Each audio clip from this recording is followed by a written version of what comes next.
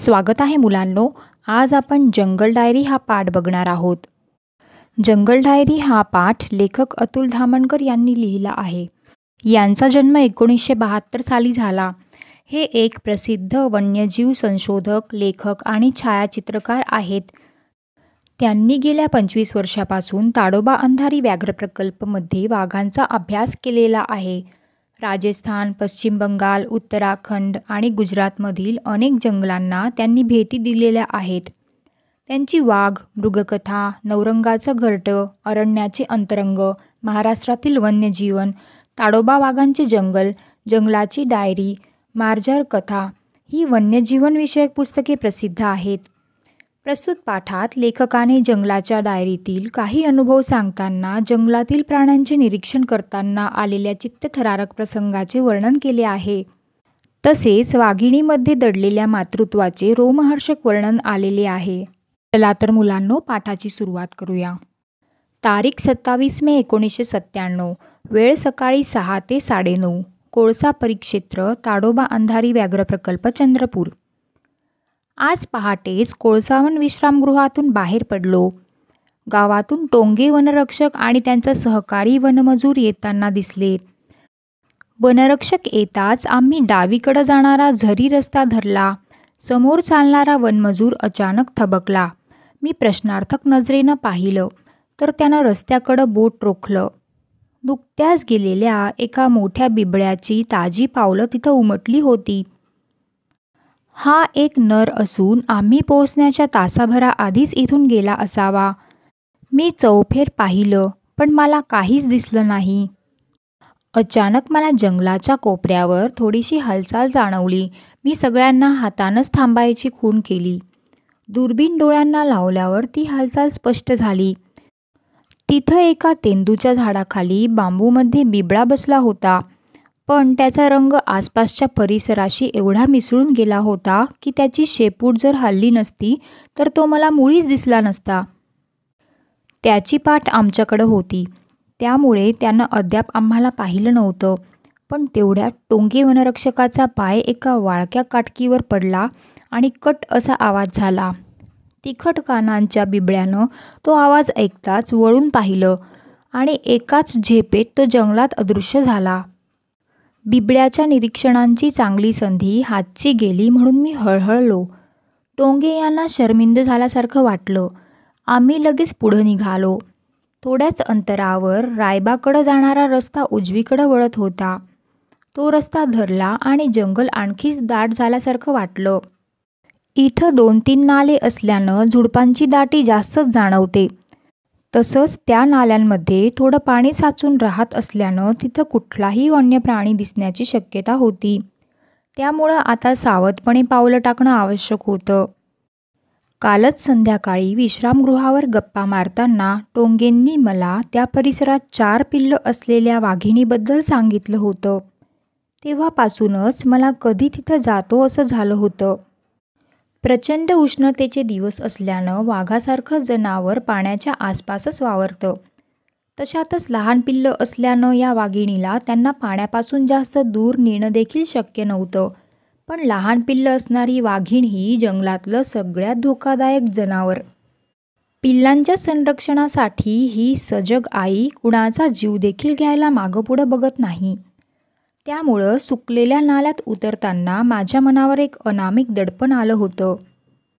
10-12 पावलंच चाललो असू मला नाल्यातील ओलसर चिखलात मांजरांपेक्षा मोठ्या आकाराची अनेक पावलं उमटलेली दिसली. मी झटकन पुढं जाऊन वाकून बघितलं. या पिल्लांच्याच पाऊलखुणा होत्या. या पग मार्क्सकडं बघून लक्षात आलं की ते काल रात्रीचेच आहेत. याचा अर्थ स्पष्ट होता. वाघीण अद्याप आपल्या पिल्लांसह याच परिसरात वावरत होती. आता मी ती पिल्लं बघायला चांगलाच अधीर झालो होतो. इथून सुमारे 100-125 पावलांवर नाल्यात थोडंसं पाणी असल्याचं मला माहीतच होतं. ही वाघीण तिथंच सापडण्याची शक्यता होती. त्यामुळे आता तिकडं जाताना खूपच सावधगिरी बाळगणं आवश्यक होतं. जमिनीवर सर्वत्र पानगळीमुळं पडलेला वाळका पाचोळा साचून होता. त्यावरून पाय न वाजवता जाणं ही एक मोठीच कसरत होती. पाणवठा जसा जवळ आला तसं माझं हृदय जोरजोरात धडधडू लागलं. पुढं काय दिसेल या जाणीवेनंच माझा घसा कोरडा पडला. इतरांचीही अवस्था काही वेगळी नव्हती. आम्ही सगळ्यांनीच एकमेकांकडे बघत चौकस राहण्याची डोळ्यांनीच खूण करून सूचना केली. आता एक एक पाऊल टाकताना मनावरचं दडपण अधिकच वाढत होतं. कुठंतरी झाडाच्या बुंद्याआड जांभळीच्या झुडपात लपलेली वाघीण रागानं गुरगुरत क्षणार्धात अंगावर येणार असंच वाटत होतं. वाऱ्यानं हळूच होणारी पानांची सळसळ देखील मोठी वाटत होती. आता जणू सगळा काळच थांबला असावा असं वाटत होतं. अचानक नाल्याच्या पलीकडून आलेल्या या बारीक आवाजानं मी जागीच थबकलो. माझ्या अंगावर सरसरून काटा आला. 1 वर्षाच्या वाघाच्या अभ्यासानं आणि अनुभवानं हे ठाऊक होतं की हा वाघिणीचा आवाज आहे. ती या आवाजानं आपल्या पिल्लांना बोलावत असावी. अचानक पाण्यात धपकन काहीतरी पडल्याचा आवाज आला. मी पाणवठ्याकडं पाहिलं आणि आश्चर्यानं थक्कच झालो. एका पिल्लानं बाजूच्या जांभळीच्या झाडीतून थेट पाण्यात उडी घेतली होती. लगेच त्याच्या पाठोपाठ उरलेली 3ही पिल्लं धपाधप पाण्यात उतरली. आईचा आश्वासक आवाज त्यांच्याकरता उत्साहाचं वारं भरणारा ठरला होता. वाघीण रात्रीच पिल्लांना नाल्याकाठच्या जांभळीच्या दाट झुडपात लपवून शिकारीसाठी गेली होती. या परिसरात दुसरे नर वाघ, बिबळा, रानकुत्री अशा पिल्लांच्या संभाव्य शत्रूंचा राबता होताच. त्यामुळं तिला ही खबरदारी घेणं आवश्यकच होतं. वाघांच्या लहान पिल्लांना इतर भक्षकांपासून खूपच धोका असतो. त्यामुळे वाघीण पिल्लांच्या सुरक्षेबद्दल भलतीच दक्ष असते. आता ती रात्रभर जंगलात फिरून पिल्लांजवळ परत आली होती. आईची हाक ऐकताच अजूनवर दडून बसलेली पिल्लं खेळकरपणे तिच्याकडं झेपावली होती. तेवढ्यात नाल्याच्या डावीकडच्या विरळ बांबूंमधून मला वाघीण येताना दिसली. ती सरळ पाण्याजवळ आली आणि वळून पाण्यात बसली. रात्रभरच्या वाटचालीनं थकून ती विश्रांती घेत होती. पण पिल्लांच्या उत्साहाला आई बघताच उधाण आलं होतं. त्यांतील एका पिल्लानं तर वाघिणीच्या पाठीवरच उडी घेतली. पण तिथून घसरल्यानं ते धपकन पाण्यात पडलं. तोंडावर पाणी उडताच वाघिणीनं मंदपणे गुरगुरून नापसंती व्यक्त केली. पण पिल्लांना त्याच्याशी काहीच देणं घेणं नव्हतं. त्यांचा आईभोवती जबरदस्त दंगाधोपा सुरू झाला. साधारणतः कुत्र्यापेक्षा लहान आकाराची ही 5 महिन्यांची पिल्लं होती. या वयात लहान मुलं जशी खेळकर असतात तशीच ही खेळकर होती. एकमेकांचा पाठलाग करणं, मारामारी करणं, पाण्यात उड्या घेणं असे खेळ सुरू झाले. मध्येच आई वळून एखाद्या पिल्लाला मायेने चाटत होती. थोडा वेळ बसल्यावर ती पटकन उभी राहिली.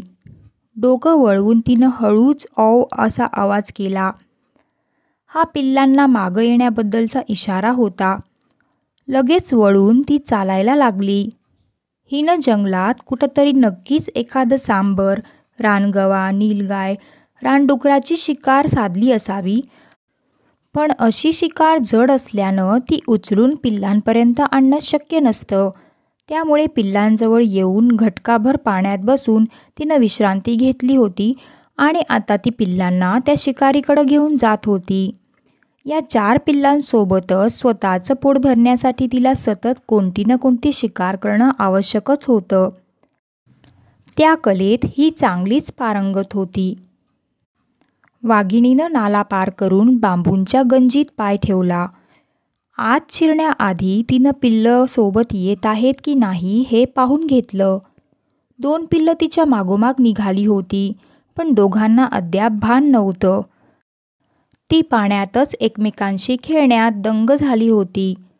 वाघिणीनं परत त्यांना बोलावणारा आवाज काढला. आईच्या या आवाजाबरोबर दोन्ही पिल्लांनी आपला खेळ थांबवला आणि पळत सुटली. 2च मिनिटात पिल्लांना घेऊन वाघीण जंगलात दिसेनाशी झाली. आज मी वाघिणीतल्या आईची एक वेगळीच झलक बघितली होती. माझ्या व्याघ्र अनुभवात मोलाची भर घालणारा हा अनुभव होता. तर मुलांनो, या पाठाशी रिलेटेड काही शब्दार्थ येथे मी देत आहे. त्यामुळे तुम्हाला हा धडा आणखीन व्यवस्थित समजेल. तर मुलांनो, हा पाठ येथेच संपूर्ण झाला आहे. मी आशा करते की तुम्हाला हा पाठ नक्की समजला असेल. हा व्हिडिओ पाहिल्याबद्दल सगळ्यांचे मनापासून खूप खूप आभार. जर हा व्हिडिओ तुम्हाला आवडला असेल तर या चॅनलला नक्की सबस्क्राईब करा आणि नवीन व्हिडिओच्या नोटिफिकेशनसाठी सोबत जो बेल आयकॉन दिला आहे त्यालाही नक्की प्रेस करा.